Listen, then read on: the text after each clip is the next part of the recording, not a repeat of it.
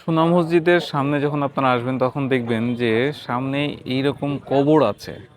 তো এই কবরগুলোর কোনো নির্দিষ্ট নাম ফলক বা কিছুই পাওয়া যায়নি, কিন্তু ঐতিহাসিকদের মতে বলা হয় এগুলো কবরগুলো সুলতানি আমলের, বিশেষ করে আলাউদ্দিন হোসেন শাহের রাজত্বকালের প্রায় 1494 থেকে 1519 খ্রিস্টাব্দের উচ্চপদস্থ যে কর্মকর্তাগুলো ছিল বা রাজপরিবারের যে সদস্যগুলো আছে তাদের এই কবরগুলো।